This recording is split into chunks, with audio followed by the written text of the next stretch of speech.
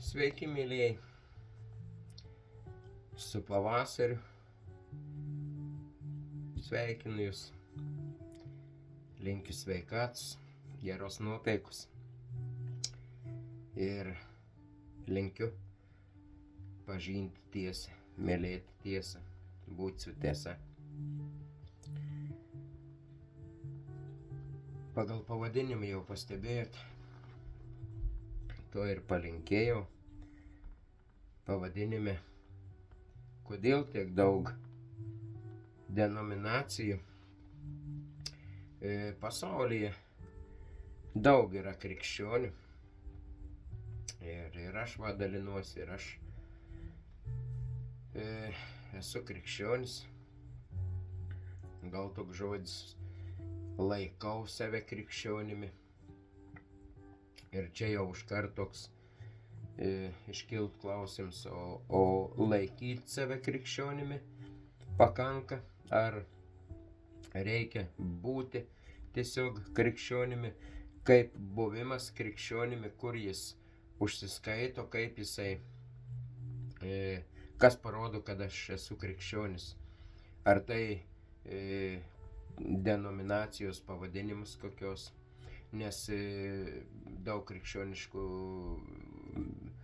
bažnyčių, denominacijų, nes bažnyčia yra viena.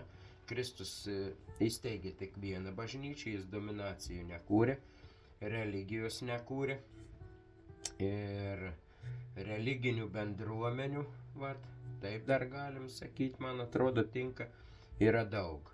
Tai denominacijų arba religinių bendruomenių. Tada užkart, kodėl religinis bendruomenis, nes religija, bet kokia tai religija, apie ką ta religija kalba. Jėzus kada sakydavo, tikėjimas, tebūnie tau pagal tavo tikėjimą, jeigu jūs turėtume tikėjimą kaip garstyčios grūdelį, ir daug įvairiausių tokių dalykų, kada išgydydavo žmonės, sakydavo, tebūnie pagal tikėjimą. Tai visur dar Jėzus sako, eikite į pasaulį ir padarykite vis pasaulio žmonės mano mokiniais. Tai reiškia išmokyti mokslo mano mokiniais, tai yra Kristaus mokiniais. Tai reiškia visi krikščionis yra Kristaus mokiniai. Bet tada kodėl tiek daug tokių visokių tų, kaip minėjau, denominacijų ir kodėl visi galvoja, kad ta denominacija yra geresnė. Kai pas juos yra tiesa, pas kitus nėra tiesos. Kodėl vien sektantais? Aš buvau dalinysis truputį, bet dabar taip pat dar paliesiu. Ir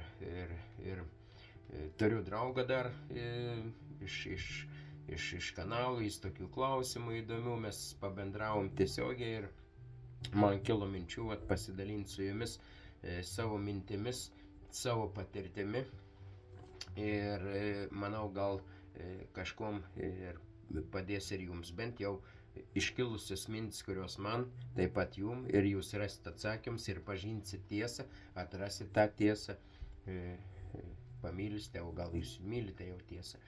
Tai, kad labai neįsiplėsti, aš tada paskaityti turiu iš Jono, jūs galėsite atsiversti, pasižiūrėti, arba jeigu turite, galite atsiversti dabar tiesiog Jono Evangeliją, 14 skyrių, 6 eilutė, kur Jėzus sako, aš esu kelias, tiesa ir gyvenimas.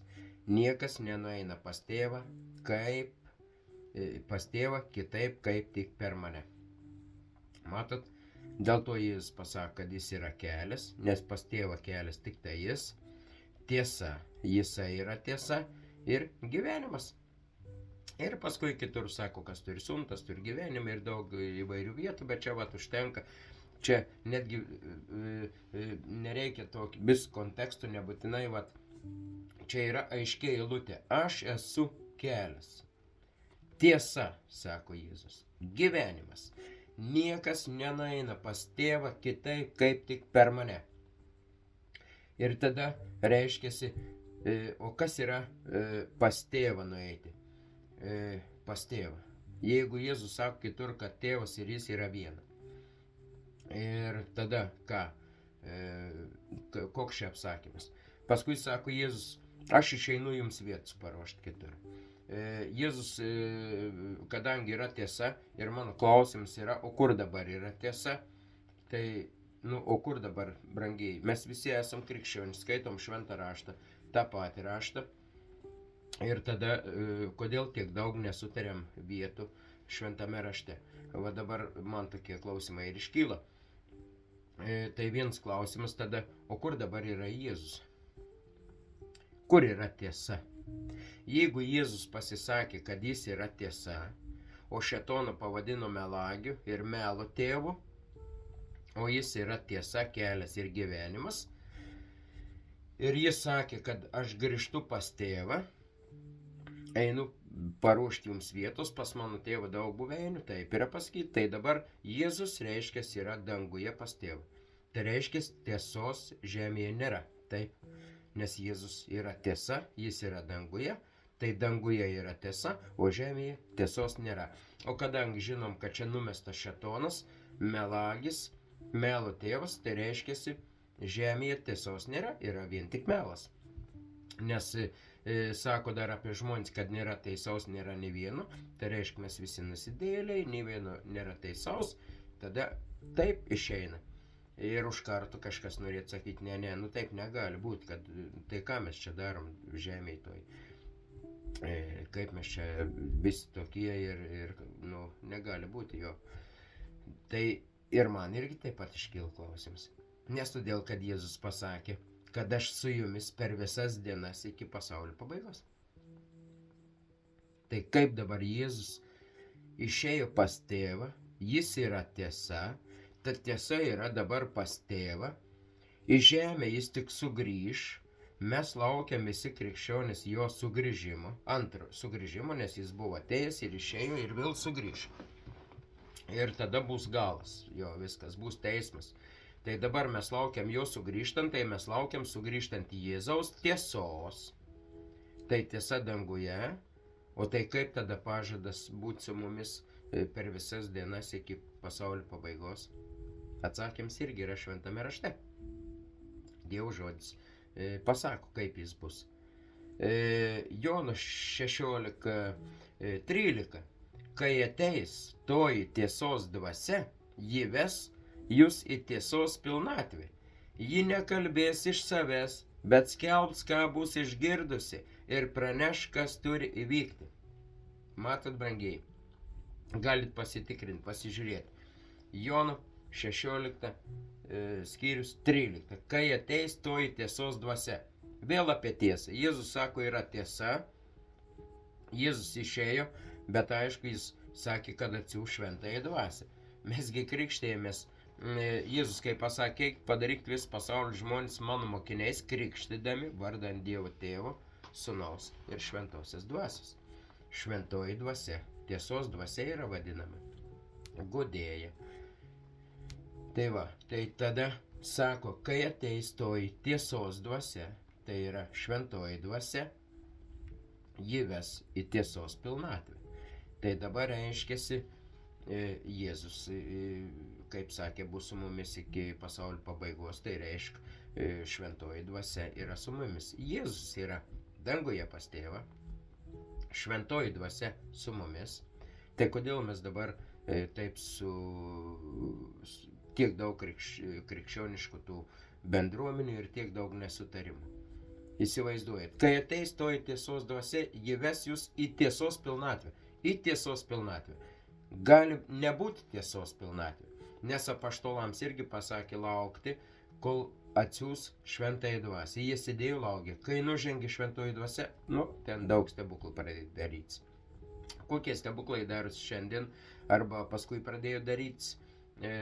Čia man buvo kanale, tiesiog žmonės parašė, čia, aš nežinau, ten gal pagonis ten, kur myli medžius ar ugnį, kaip ten miške apsikabinę medį, džiaugiasi, laimingi yra, aš nežinau, bet parašė tokį, kad buvo krikščionybė atnešė mums čia su kalavėjais, reiškia.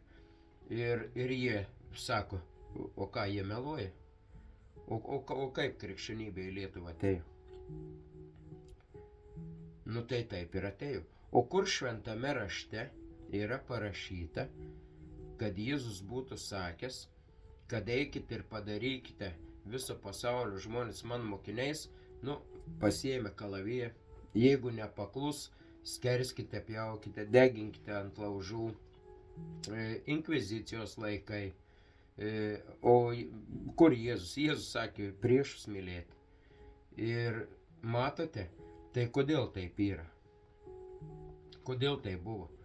Juk ten buvo irgi popiežiai, buvo susirinkimai, buvo daug žmonių. Tada kodėl jie nusprendė kitus žmonės persekioti, kurie buvo kitokios minties?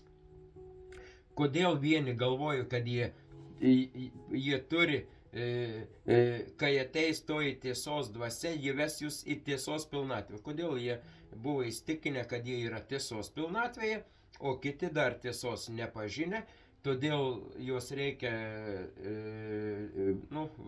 ant laužo deginti, arba kad jie įsižadėtų melo, šėtono, nes sakė, kad raganas, taigi degino, buvo raganos ir kurie buvo kitokios minties, kurie nesutiko su tuo, kuo vieni galvoja, kad pas juos yra tiesa, o kaip gali būti pas kažką tiesa. Tai vat, aš taip suprantu, kad tiesa gali būti vienintelio atveju, jeigu žmogus turi šventąją dvasią. Tai dabar mes su tuo draugu buvom įsikalbėję, o dabar tada kelias į dangų. Amžinas gyvenimas, mes visi trokštame amžino gyvenimo, nes mes sulaukiam pavasario, žiemą gyvename ir laukiam pavasario, ir va pavasaris atėjo. Dabar lauksime vasaros jo, ir vasara ateis, bet kažkam neteis vasara, galbūt ir man neteis ta vasara, gal man netgi pavasaris ir viskas. O kažkas žiemą, kas galvoja sulaukti pavasario ar vasaros, jos ir nesulaukia. Bet ko sulauks tie žmonės, kurie užmigo, jie sulauks Kristaus. Tai yra tiesa.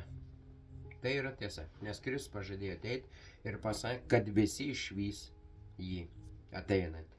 Kiekviena akis išvys Jėzų ateinantį. Netgi tie, kurie jį prikalė prie kryžiaus. Tai reiškia, bus prikelti žmonės, akli turės akis ir jeigu žmogus aklas ar kurčias, vis tiek pamatys Jėzų. Taip, kad daugiau neįsiplėščiau, dar norėčiau pagrindinius tokius dalykus gal, kad dabar jeigu, aš buvau, ten kiti buvo užsipuolę, kad aš katalikų bažnyčią palikau, Krikšto bažnyčia. Dabar visokių pavadinimų. Vieni sako, kad mes esam tikrieji krikščionys, kiti sako, kad mes, o jūs sako sektantai, o kiti atvirkščiai. Ir ginčiasi.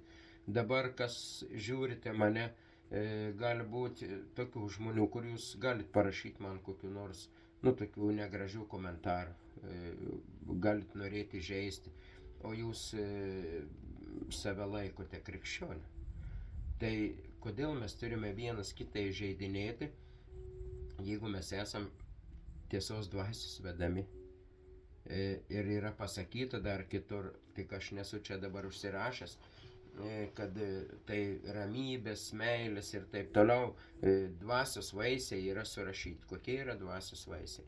Tai yra taika, tai tikrai neturėjo su kalavijai mums nešti krikščionybę, turėjo su meile krikščionybė. Reiškia mokinius, kai jis pasakė, padarykit vis pasaulio žmonės man mokiniais, tai yra tik tai meilės būdu, tai darydami gerą, tai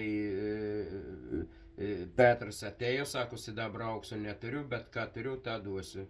Jėzaus Kristaus vardus toks ir vaikščiok ir vis žmogus pakildinai.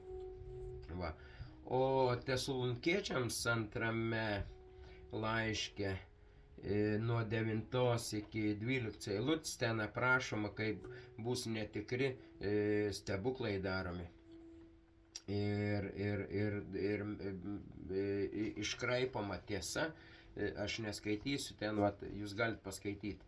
Tesalonikiečiams 2 laiškas nuo 9 iki 12 eilutės. Va dabar, o kas tai netikri stebuklai? Vat aš kodėl užsiminiau apie stebuklus, todėl kad aš seniau taip stiprinau tikėjimą. Landžiau po internetą, žiūrėjau ten negendančius kūnus. Nu tai man tikri stebuklai, žmogus numirė prieš 100 metų, ten su viršum, žinai, ir negenda kūnas. Ir ten jis stiklais apdėtas, ten žmonės eina, klaupiasi, bučiuoja tą stiklą, ten liečiasi, ten visokios relikvijos, varvančios ikonos. Varvančios tai yra, nu, kada teka ten aliejus kažkoks ar mira, nu kažkas va tokio. O tai sako, kad apie netikrus stebuklus. Tai gali būti įvairiausių netikrų stebuklų. O iš kur žinoti, čia tikras stebuklas ar netikras stebuklas? Va, kaip jį atpažinti? Aš galvoju, nežinau, jūs gal pasidalinkit, parašykit, kaip jūs manot. Pavyzdžiui, o aš galvoju, o ką gali padėti tas negendantis kūnas? Nu, Leninas yra, o ką Leninas gali padaryti? Jis irgi negenda, užbalzamuotas yra jau kiek laiko, jau nemažai laiko Leninas yra. O ten nuėjęs prisilietęs, jis aišku ir mauzoliejui, ne bažnyčiai, bet jeigu, pavyzdžiui, bažnyčiai, kur laiko, nu, tėvas Pijus ir dar ten, vat, daug yra visokiausių relikvijų, daug paveikslų, daug visokiausių, daug žvakučių deginama, daug ryšių statoma, daug visokiausių dalykų ir manoma, kad tai yra stebuklai, kad tai padaro Dievas stebuklą ir žmonės išgyja. O tai negali būti šėtonų darbas, vat, kad apgauti. Negali būti melo to, kad žmonės suklaidinti. O kam juos klaidinti? O kam šėtonas tada suklaidino? Kam Ievą apgavo? Ką aš kiek prisimenu, kad šėtonas sakė Ievai, kad jūs pažinsite tiesą, tą pažinsite, kas gera ir bloga, ir tapsite dievais. Matot, kaip šėtonas pats Jėzaus vietą nori užimti, jis nori būti tiesa, nors jis ir melagis, jis negali būti tiesa. Jėzus sako ten, jūs tėvas šėtonas, melagis, jame nėra buvę tiesos nuo pradžios. Ir tai vat ir tada, mėlyjei, liktai viskas ir susidėlioja, kaip ir man bent jau taip atrodo, kad šiandien, jeigu žmonės yra kokioje denominacijoje jie bebūtų, ar tai katalikų bažnyčioje, nors ten, sako, yra tokia vieta, sako, platus kelias, sako, Jėzus veda į pražūdį, siauras kelelis veda išganimą, mažai kas randa. Va, verta pamastyti apie tą siaurą kelelį ir platų kelią. Vat jeigu jūs einat su didžiulė mine ir tai darote, vat, ką kiti daro ten, tai vat, ką aš minėjau, vat, ką aš supratau, kad religija tai yra religinis apeigus visokius. Atlikinėti religinis apeigas ir galvoti, kad jos kažką tave išgelbės. Be to, jeigu Jėzus sako, aš esu kelias, tiesa ir gyvenimas, nieks nenueina pas tėvą kaip tik per mane, kitaip kaip tik per mane, tai tik per Jėzų, tai reiškiasi, tik per Jėzų tu gali gauti amžiną gyvenimą, nes jis yra tiesa. Tiesa padarys jūs laisvus, daug, kas ieškos manęs visą širdimi, tas ras. Labai daug vietų, čia tiesiog būčiau negalėjęs visų išvardinti, kiek daug yra apie tiesą, apie tai, kad šventoji dvasia tiesa, kad ji, nu, tiesiog daug, tikrai daug eilučių, aš netgi visų dabar negaliu išvardinti, bet jūs galite paskaitinėti ir panagrinėti ir jūs suprasit, kad jeigu mes esam šventosios dvasios vedami, jeigu mes mylim tiesą, jeigu mes paklūstame, Jėzus sako, kas mane myli, tai laikys mano įsakymą. Tai jeigu Jėzus sako, kas mane myli, reiškia Jėzų myli, o Jėzus save vadina, kad jis yra tiesa, gyvenimas ir kelias, Tai kas myli tiesą, tai tas laikys mano įsakymą. Tada kieno įsakymą? O jeigu Jėzus sako, aš ir tėvas esam viena, tai reiškia Dievas tas, kuris užrašė savo pirštu 10 dievų įsakymų, tai reiškia tų įsakymų reikia laikytis. Kas atsitiko, mylėjai, man? Kodėl aš išėjau iš katalikų bažnyčios, kaip minėjau, kiti mane kaltino, kad kartojus atrodo, kad palikau krikšto kažkaip bažnyčią, dar kažkaip, ar ne, tiesiog aš ieškojau tiesos. Aš labai norėjau mylėti tiesą. Kaip sako, visą širdim, visų protų, visą sielą ir visoms jėgomis. Ir visados meldžiau Dievą, sakau, Dieve, aš tikrai nesu toks, aš nuodėmes darau, aš apsirinku, mane apgauna, aš pats apsigaunu, aš pats savo meluoju, apgaudinėju ir aš paprasčiausiai ieškojau visą širdim tiesos. Aš skaičiau šventą raštą, aš gilinausi, aš nesupratau. Ir kai ateis toji tiesos dvasia, ji ves jūs į tiesos pilnatvę. Dievas sako, prašykite pas tėvą šventąją dvasią, ten yra pasakyta, jeigu jūs moka duoti savo vaikams gerų, tai jums tikrai tėvas neduos ten kiaušinį, gyvatę, ten jūs žinot šitą vietą, kas prisimti, kas negalit pasiieškoti, pasiskaityti. Tai reiškia, kai ateis toji tiesos dvasia, ji ves jūs į tiesos pilnatvę. Į tiesos pilnatvę jūs dar labiau pažinsite Jėzų, jūs dar labiau jį pamilsite.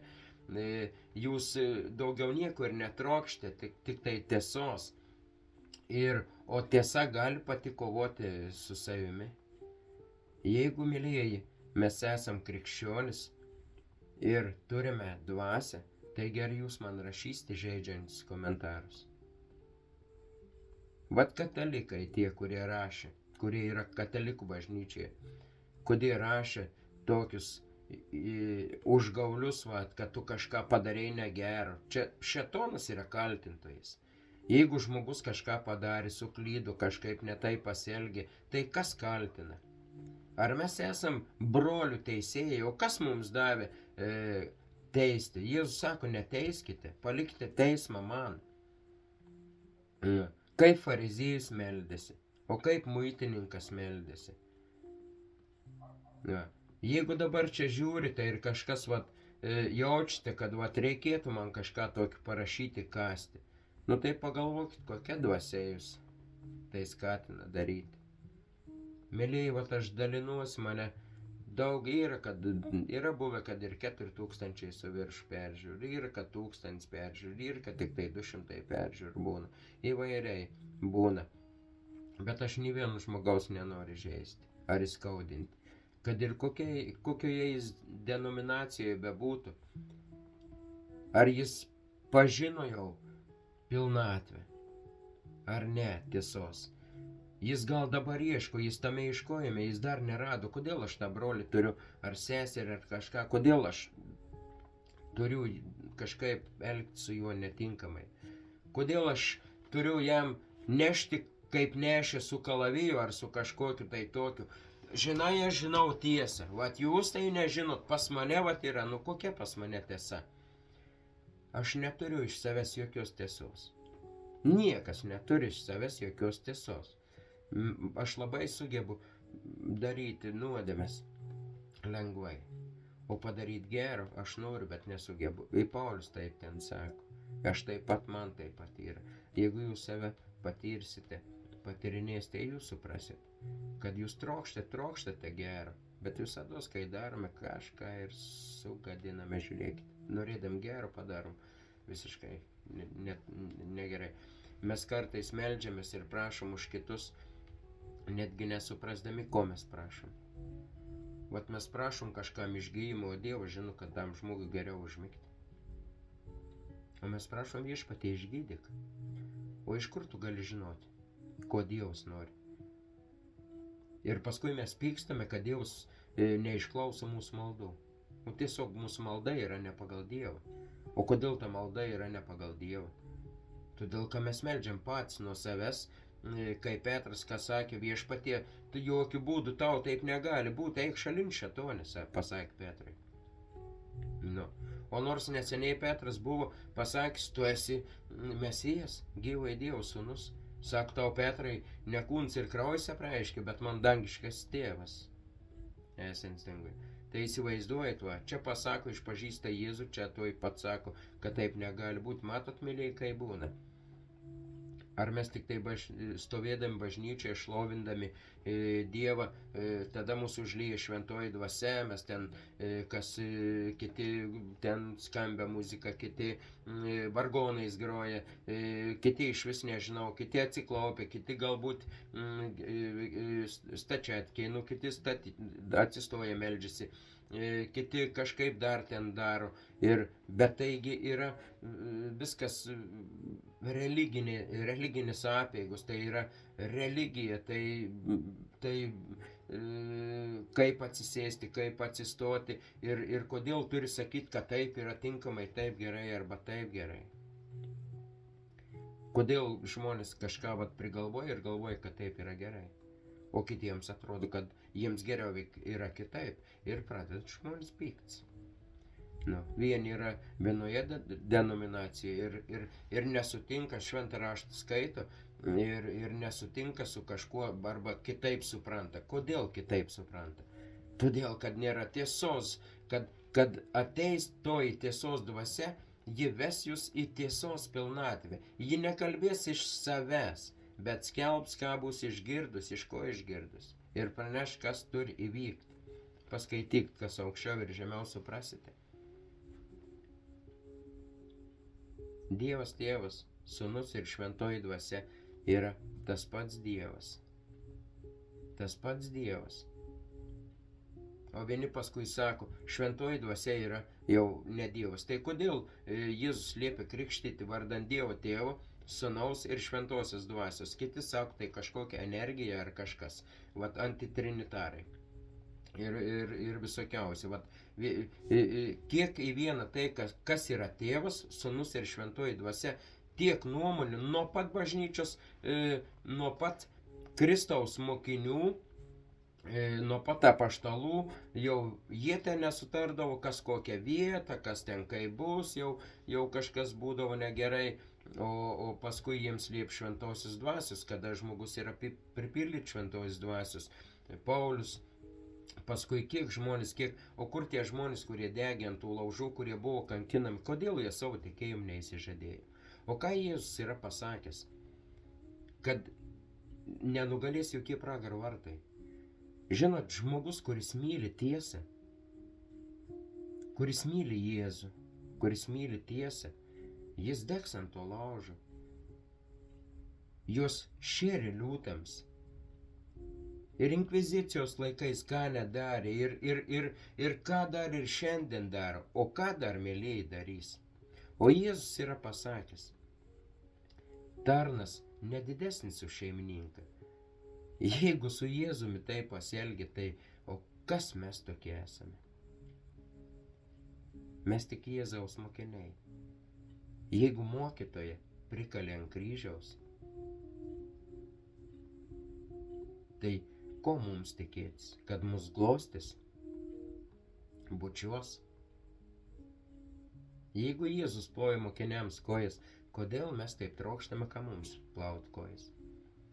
Kad mūsų klausytų, kad mumis tikėtų. Daug žmonių yra, čia ne vieną girdėjau, sako, Vaidai, turiu tą draugą, sako, eilėraščiai, sako, kada kanale kalbė, atrodo, vienas žmogus, eilėraščiai tiesiog vienokie, bendraujam, taip atrodo, sako, kitas žmogus yra, o kodėl taip mėlyje yra? Todėl, kad pasimeldi, paprašai Dievo, sakai viešpatie, tavo garbė ir šloviai, man, o ką aš, nei aš poetas, nei aš, kas aš dulkė viešpatie, kuri dar šiandien gyva, o rytoj jau ir į dulkę galiu pavirsti. Ir tu netrokšti jokios ten garbės, jokios šlovės, tau nereikia pinigų, nei aukso, nei sidabro, kaip Petras, kaip ten jo prašė tau, o tu tiesiog myli tiesą. Ir tu tiesiog negali apie ją nekalbėti. Ji tiesiog, sako viešpats, kažkur aš duosiu jums gyvojo vandens, jūs kaip šaltinis trykš. Žinot, tikrai žmonės tiek, kur jūs bebūtumėte, ar jūs katalikas, ar jūs koks stačiatiks, ar jūs ten, ta prasme jūs krikščionis, bet kokioje jūs dominacijoje bebūtumėt, kuris dabar manęs klausotės, jumis turi džiaugsmas apimti.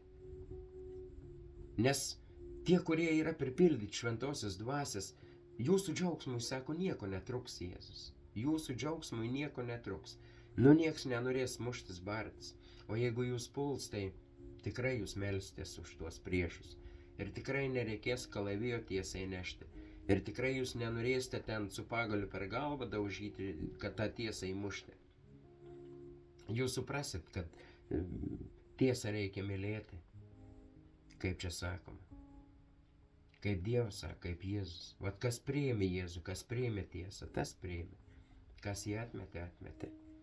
Ir ką žmogus gali daugiau čia padaryti. Apie stebuklus tos dar trumpai, nes pusę valandos jau, tai dar 1-2 minutę palies tos stebuklus, kadangi buvau užsiminęs. Kad vat, o tikrai stebuklai kas?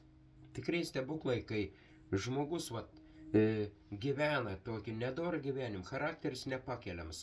Žinot, galbūt šeimoje, vat vyras ar žmona, ten charakteris nusiaubas nepakeliamas, žmogus įtiki. Priima Jėzų Kristų, jūs pažiūrėk, kiek yra liudijimų internete, kur žmonės sutiko Jėzų gyvąjį Dievą ir kaip jų gyvenimai keičiasi. Kaip jie pamilo tiesą ir kaip tiesa juos pakeitė. Jie tiesiog tapo kitais žmonėmis, tų žmonių nebemanoma atpažinti. Jie tiesiog taip, kaip elgėsi, nebegali elgtis. Jie visiškai kiti žmonės. Va čia yra stebuklas. Nes žmogus, kiti sako, aš pats pasikeičiau, jogą palanko pas raganą nuėjo, kokį horoskopą paskaitė, ten pasiklausė ir viskas pats pameditavo, pats save pakeitė. Yra daug tų mokslų, bet tai ne krikščioniškas mokslas, tai ne krikščionybė. Tai visiškai priešinga krikščionybei. Ir daug visokio yra įdėta į tą krikščionybę, kas iš viso nėra tiesa. Tai kas žmonėm tiesiog patiko. Kažkas kažkam atėjo į galvą, kažkas pradėjo filosofuoti, ten galvoti, aiškintis, bartis, pyktis, o paskui įmuštis. Ir kas trokšta valdžios, kas trokšta aukštų postų, kas sugalvojo visokius to, ko nėra parašyta šventame rašte. Kodėl tiek paskui yra šaipomas, ten iš kunigai, ten pedofilai, ten dar kažkas, ten negerai, ten blogai. Tai kaip žmogus šventosios dvasios vedamas gali daryti? Jį Dievas keis. Jis aišku, aš pats, kiek ta nuodėmė stipri, kiek žmogus esi, tiesiog kaip reikia viešpaties ir kodėl Dievas kitados kitos stebuklingai taip neišlaisvina. Todėl, kad jūs atsimint gal tą vietą, kai Jėzus išgydė 10 raupsuotojų. Ir jie nuėjo, ir tik vienas sugrįžo, padėkojo. Sako, ar ne 10 buvo išgydyta? O kur 9 paliko? Jie užmiršo Jėzų. Juos išgydė, jie nuėjo savo keliais. Jiems Dievo nebereikėjo. Jeigu mylėjimu šiandien Dievas taip paprašytume, žinot, tai tą išgydo, tai kokių pinigų nukremta, dar kažką gauname. Žinote, Dievas taip. O kas beieškotų Dievo? O kas tiesos beieškotų? Kam jūs bereikėt, brangiai? Jeigu mes vien tik stebuklų norim. Ne stebuklų mums reikia. Mums reikia tiesos. Dvasios, Jėzaus. Mūsų atpirkėjai. Laukti jo sugrįžtant. Atleist kitiems, kaip Jėzus sakė. Kaip malda yra. Ir atleist kitiems, kaip ir mes atleidžiam savo kaltininkams. Aš nesugebu atleisti be Dievo pagalbos. Aš įsiskaudinu, kiti nešiojas labai ilgai. O tai yra kaip nuodų į burną prisipilti ir nešiotis. Ir tu arba išspjausi tuos nuodus, arba nurysi. Jeigu tu neatleidi kitam žmogui, tu gali nuryti tuos nuodus. Ir tu numirsi, apsinuodys. Lygus prasideda visoks, paskui šauks Dievu, kad tave išgydytų. Viešpatie, aš nenoriu dar mirti. Aš nesusitaiksiu su tavim dar, viešpatie. Viskas, mylėjai, pusvalandos užtenka. Jeigu pasidalinsi dar daugiau savo mintimis. Tai mylėjai, dabar supratot, ką aš galvoju? Aš galvoju, kad visame pasaulyje, bet kokiuose denominacijose yra Dievo žmonių. Tikroji bažnyčia yra ta, kur šventoji dvasia gyvena. Tas žmogus, kuris yra šventosios dvasios vedamas, ar jis katalikas būtų, ar jis būtų protestantas, ar jis būtų nežinau kas ten, o gali būti ir iš viso jokioje denominacijoje nebūtų žmogus, bet jis gali gyventi tokį gyvenimą, jį Dievas tiesiog veda. Jis ir švento rašto gali būti neskaitęs, nes jis gali būti aklas. Kaip aklas perskaityti šventą raštą? Galima išgirsti jo Evangeliją, va, kaip aš dabar paskui galim pasiklausyti, o jeigu jis kurčias, tai ką jam dangaus jau nebematyti? Mėlyjei, Dievas, ko negali žmogus padaryti, Dievui įmanom viskas. Iki pasimatėm, te laiminė jums Dievas, mylėkit tiesą, ieškokit tiesos. Tegu jūs veda šventoji dvasia, mylėjai. Iki pasimatėm.